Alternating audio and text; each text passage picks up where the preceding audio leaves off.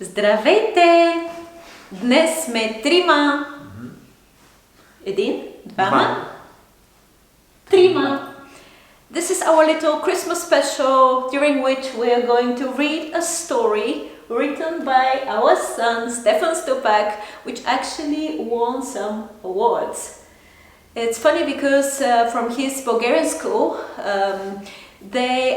he is studying in France, but he's also attending a Bulgarian school, and they do lots of literary competitions, and the topic is always Christmas basically, so he has written quite a lot of Christmas stories, and he will be reading one for us today.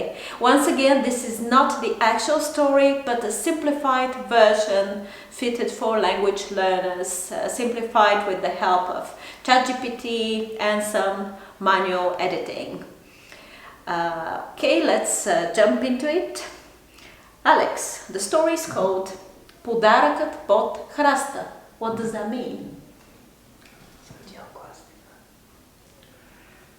Le cadeau sous le buisson. The gift under the bush. Wow, well done, well done. So, shall we read the vocabulary as we usually do? Yeah. Празнувам, To celebrate. елха или коледна елха, Christmas tree. срамежлив, Shy. украсен, Decorated. чайка, A seagull. ослушвам се, To listen carefully.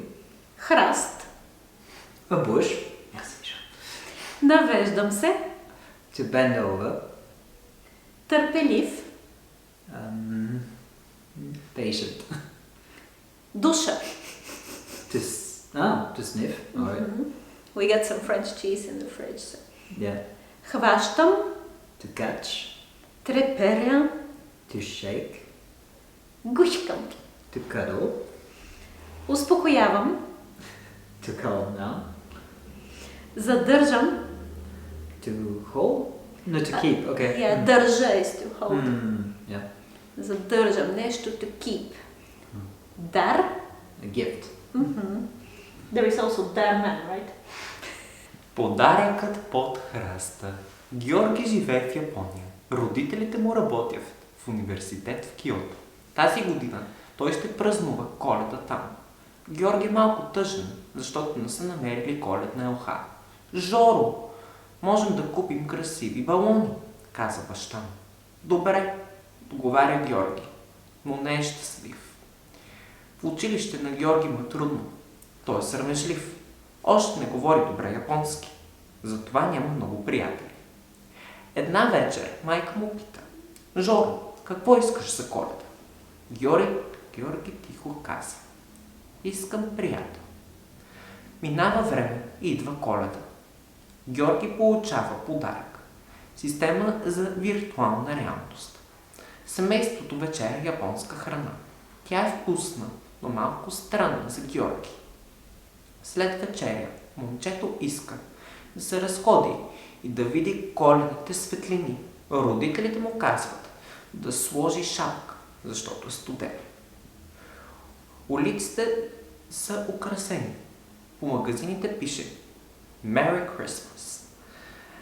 Малки деца пеят песни. Изведнъж Георги чува странен звук. Може би чайка, може би бебе. Той се ослушва. Звукът идва от един храст.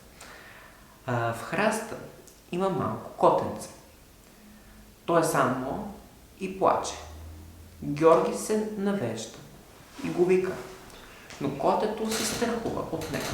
Тогава той бързо отива до близкия магазин, за да купи мляко и картонена чиника. Той оставя млякото до храста и чака. Котето показва главичката си и после пак се скрива. Това се повтаря много пъти. Георги е търпелив. Той чака спокойно. Най-накрая котето излиза и започва да души млякото. Георги събира смелост и бързо го хваща. Котето трепери, но той го гушка и го успокоява. 5 минути по-късно Георги звъни силно на вратата у дома. Георги, добре ли си? Питат родителите му. Той им показва малко котенце. Може ли да го дадеш? Моля ви. Родителите му се усмихват. Къде го намери? Под един храст. Това не е бил храст, а коледна елха, казва баща. След ваканцията Георги отива на училище с котето, на което е дал името Дари. Хело, Георги-сан. Това твоето котенце е? Пита едно японско момиче. Йоши. Да, мое. Усмихва се Георги. Кауаи, сладко, казва Йоши и вика приятелите си. Скоро всички деца гледат малкият Дари. Георги е щастлив. Той вече има приятел. А може би и много нови приятели. Was this story inspired by, actual, like, real events? It Yes. was. Yeah. You want to tell our viewers? Yes, so we got our younger cat Luna from under a bush a few years ago. So that's where the inspiration came from. Okay, but it was not in Japan. Yeah. And it's totally thanks to Iglika that we actually managed to catch it, because I was like, just leave some food and I guess we're good to go. And she didn't want to come. No, Yeah. no, such an asocial cat. I Yeah. like her. And it's actually my mom's cat now. I'm glad they Yeah. get on well. Въпроси за Алекс, за баща ти. Къде прекарва Коледа Георги? Япония? В кой град в Япония, знаеш ли? Не съм сигурен. Киото? В Киото, да. Въпрос 2. Как се чувства Георги тази Коледа? Лошо. Може би не много Тъжен. лошо. Добре, малко тъжен. Защо? Няма приятели. Добре, Да. защо няма приятели? Защото Япония. Добре. И... И... Говори ли японски? Не. Не много добре. Не много добре, да. Добре. И какъв му е характера? Много ли говори? Много ли е отворен? Не, той е малко... Как да кажа на български? Срамежлив. Добре, М. срамежлив. Въпрос 3. Какво намира Георги в един храст? Манеки неко. Кота.